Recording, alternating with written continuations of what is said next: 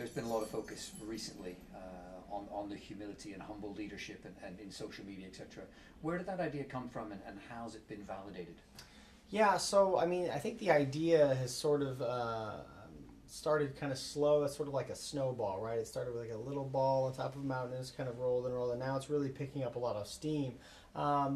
So I mean, I trace the roots of it to a few places. I mean, we could trace the roots of humility all the way back to ancient Greek philosophy. But I think in terms of modern organizations, the attention has been drawn to that, I think, as a reaction to this sort of action-oriented or leadership theories that are from the 1970s. So the idea was that organizations need charismatic leaders. That charismatic leaders drive organizational performance. That was the idea from the 1970s. And what we've seen is that this doesn't seem to work. In fact, is that charismatic leaders seem to be more destructive than constructive. And conversely, these humble leaders, who are probably not as much in the limelight, not trying to grab as much attention, have been much more effective in terms of leading their teams. I think the part of the appeal for charismatic leaders is that they tend to do things like drive up stock prices. So if you're a publicly shared company, you like the charismatic leader because they go out and they say big things, and they're always in front of people, and they're making a big show, and everybody gets excited, and stock prices go up, and shareholders love this kind of stuff. But the problem is a lot of those are just empty promises. There's actually nothing behind those things. And when eventually people realize, oh, there's really nothing there, there's no substance there, the stock price goes back down. Sometimes they lead to these corporations going completely bankrupt. And so humble leaders, on the other hand, are sort of quietly working along, quietly churning their way through things. And they often have much more successful organizations. Many examples of that. One that comes to mind for me readily is Kimberly Clark from 1971 to 1991, was run by a guy named Darwin Smith. If you don't know who he is, you can Google him and take a look at his photo. Doesn't look like the person you might typically think of as a CEO of a company. Looks like an accountant. In fact, I think that was what his background was in accounting. But was a characteristically humble leader. And what's not to be confused here, and what I think a lot of people get confused when we talk about humility, is that they think that it means that you're sort of soft-spoken. It means that you're not very aggressive. It means that you're not very competitive, and that's actually not true. These things are actually orthogonal to each other. You can be humble and highly competitive, as Darwin Smith was.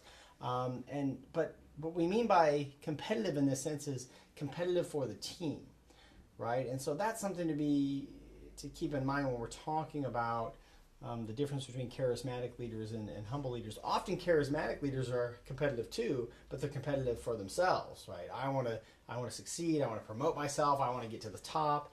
And so they don't really care who gets in the way. I want to get myself up there. Whereas the humble leaders are just as competitive, but they want the team to do well, and they don't care if they get as much credit.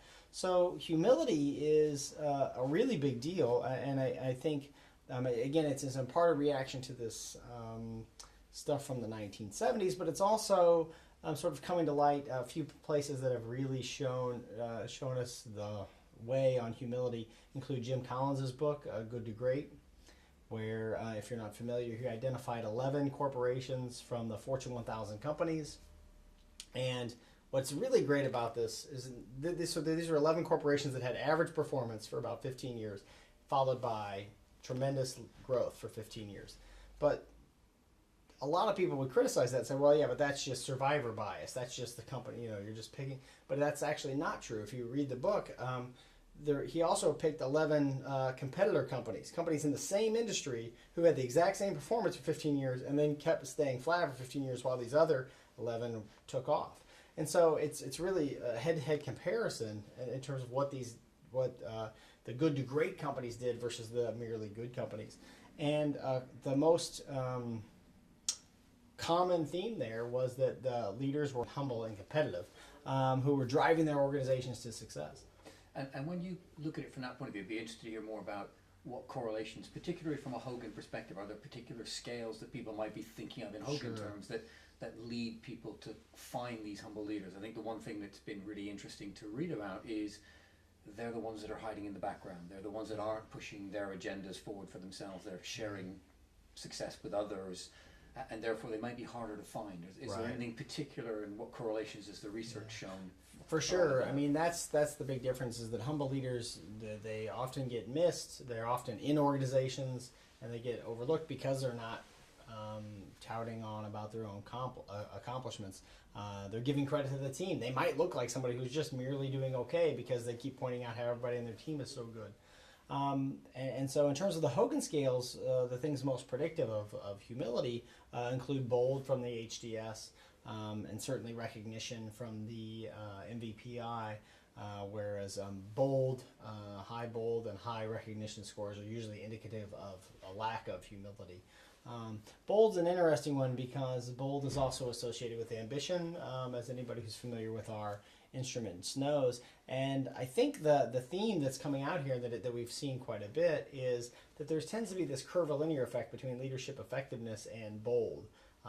Bold is part of this charisma cluster.